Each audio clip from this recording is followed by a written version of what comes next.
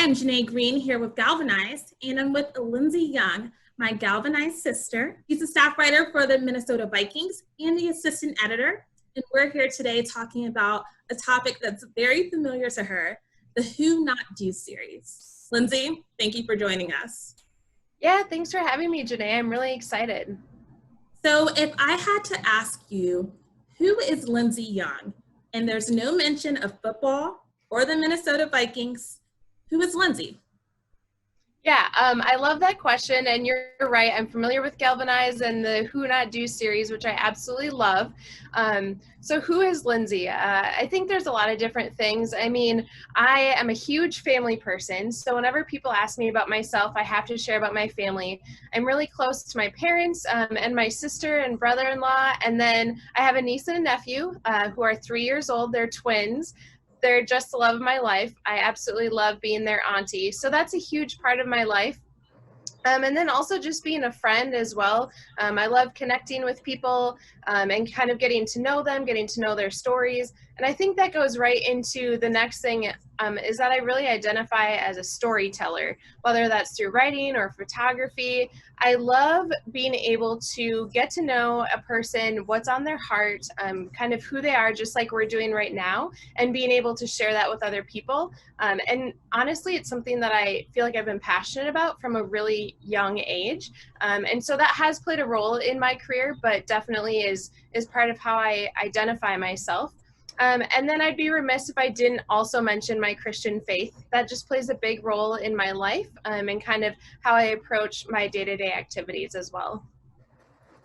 And now you mentioned that you're a storyteller. What is it about people that makes you want for them to have their story heard?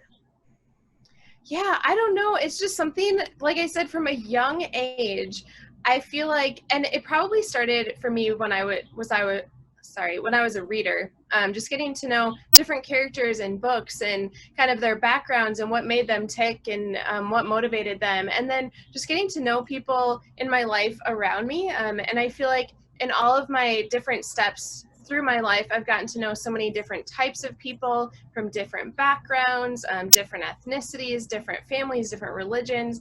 And I absolutely just love having those one-on-one conversations where you really see, you know, what a person's motivation is, what their heart is. And I truly believe that every single person has a story to tell. Some of those might seem really glorious or significant or exciting, and some of them may think that they're not, but I think that everybody's story is important. And I absolutely love helping them give a voice to share that to others. I love that. And now you talk about giving a voice to share that to others. And I'll be honest, I talked to a couple of your friends before the interview, and all of them said that you love to make people feel seen. You make them feel seen and you make them feel loved. And so I'm just wondering, what is it about you or maybe your past experience that forces you to want others to feel that feeling of being seen and knowing that they matter? Wow. First of all, I think I'm just really touched that people said that. I'm a little embarrassed, I guess, but also super flattered that that's what people see in me and that's what they think about me, because it really is something that's important to me.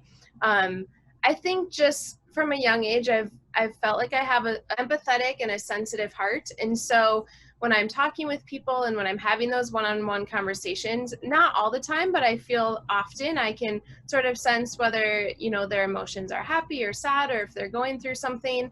And I just feel like it's really important for people to feel special and to feel valued, because people are special and valued, and that's important for every single person to realize. So whether that's, you know, sending somebody a birthday card or just a random note in the mail just to say like, hey, you're awesome, I'm thinking of you. I don't know. I just think that everybody needs, you know, those little pick-me-ups and encouragements, and I enjoy being somebody that can give that to them.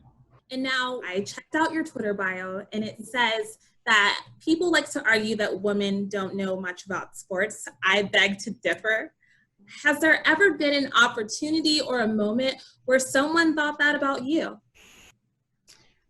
Yeah, so I will say that I feel extremely fortunate and blessed to really, in my career, have been treated with the utmost respect by the people that I work with, men and women, my friends, people, who know what I do, people that I come into contact with. So I feel really blessed to not have had any like really awful situations, but I can think of one situation where somebody made a comment to me once. It was before I was working for the Vikings. It was when I was blogging and writing about the team.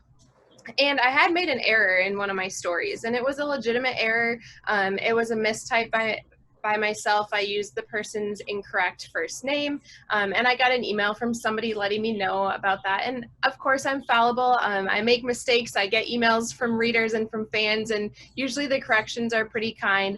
But this particular person sort of went on a rant about how I shouldn't be writing about sports because I am a woman, and about how I should really stick in the kitchen, and kind of made a cliche remark like that. And again, this was not somebody that I knew. It was a random person, but I actually was able to kind of joke back with him and say, I appreciate so much that you pointed out this error. It was a complete brain glitch on my part. Thanks for letting me know so that I can get it fixed. And about the comment about the kitchen, I'm actually a super, super horrible cook, so I don't think that you want me in the kitchen. So I'm going to stick to writing. And he came back with a pretty nice response at that point too. And so I think that we were able to have a little bit of a back and forth, and he maybe, understood where he was not really in the right. But those things are going to happen. And I think those things are going to happen for anybody. And no matter what career they have, they're going to get that criticism and have people knock them down. And for me, it's just important to, make the people proud that are around me. So whether that's people I work for, my family, my friends, and to try to really tune out those outside voices. So I know that you grew up in the Minneapolis area and that's your home. And I can't go without, talking about what's currently going on in Minneapolis and what happened to George Floyd. With that being home and you truly being there and seeing things firsthand, what does it mean to you to kind of live in this moment as history is unfolding? Yeah, that's a really great question, Jenae. And it's been something that's been, I think, a learning process for me and for lots of people around me. And what happened to George Floyd is just such a tragedy. There's really no other way to describe that. And of course, I don't know if interesting is the right word, but the fact of the timing as well, that it's going on, during the COVID-19 pandemic. And it happened during a time when a lot of people in Minnesota, were still staying at home, and there weren't a lot of other things to do. And so I feel like there were a lot of conversations that were had that maybe I hadn't had previously.